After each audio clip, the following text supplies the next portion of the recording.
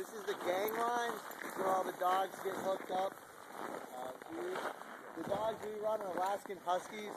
Alaskan Husky is a mutt, a mix. They'll breed in Husky for the aptitude to the cold, and maybe something else for speed or strength, whatever they're trying to get out of their dog. That's why they all look different. Some of them look very different, don't look like a sled dog at all. The big white fluffy dogs you see in the movies are Siberians and Malamute Huskies. Those are a lot bigger, they're stronger. They're used more in freight sleds. They're a little bit slower because they're bigger. So we run Alaskans to go a little bit faster.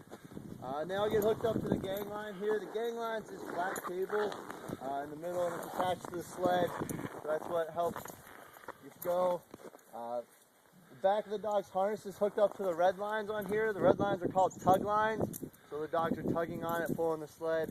Then the black lines you see here are called the neck lines. And that's to help keep the dog in line. So the dog will be in between the tug lines and the neck line. They can't get too far away from the gang line. On the front, there will be a separate line that just goes between the two collars of the front two dogs to help keep them together.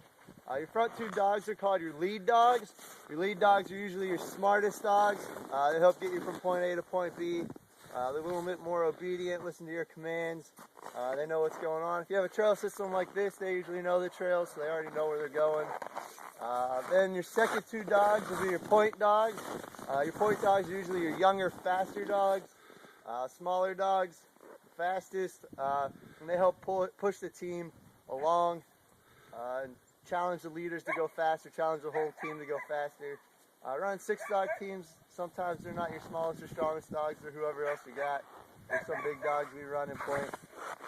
Then in the back, you have your wheel dogs, which is your powerhouse of the team.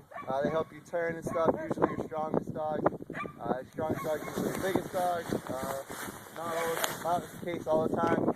If you're running a bigger team, in between your point and your wheel dogs would be your team dogs. And those are whoever else you got. They're along just for more power, but they don't have any special characteristics. You guys have any questions about dogs? Okay. So this is the sled. This is a toboggan style sled.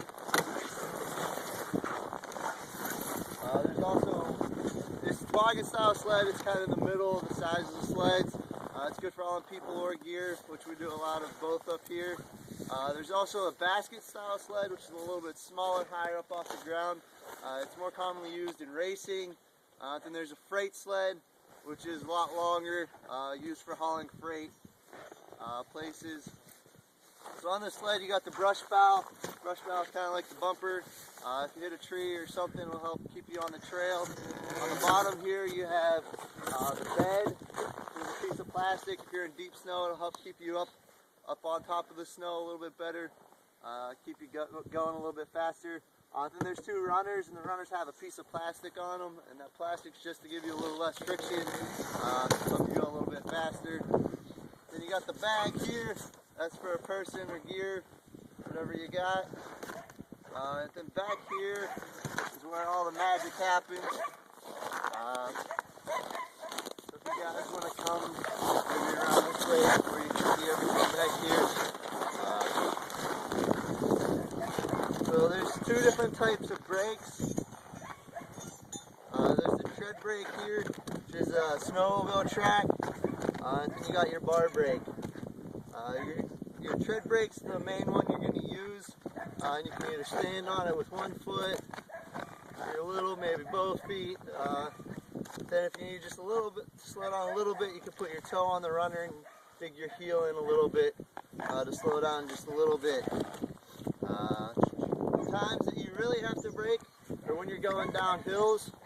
The sled will pick up momentum and start to go faster than your dogs down the hill, so you need to brake a lot down hills just to keep your sled behind the dogs.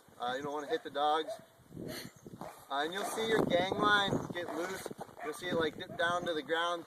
When your gang line starts sagging, that means your sled's going faster than your dog, so you want to hit the brakes anytime you see your gang line get loose. Also in turns, your sled, if you're going in a turn, is going to want to go straight. So if you tap your brakes, It's going to stop the back of the sled, and your gang line's going to snap tight, and your sled's going to follow your dogs. So in turns, you want to ride the brake just a little bit. Keep your sled in the middle of the trail. If you brake too much, your sled will go to the inside of the turn. If you don't brake enough, you'll go straight to the outside of the turn. So brake a little bit in turns, not too much. That'll make more sense once you try to do it.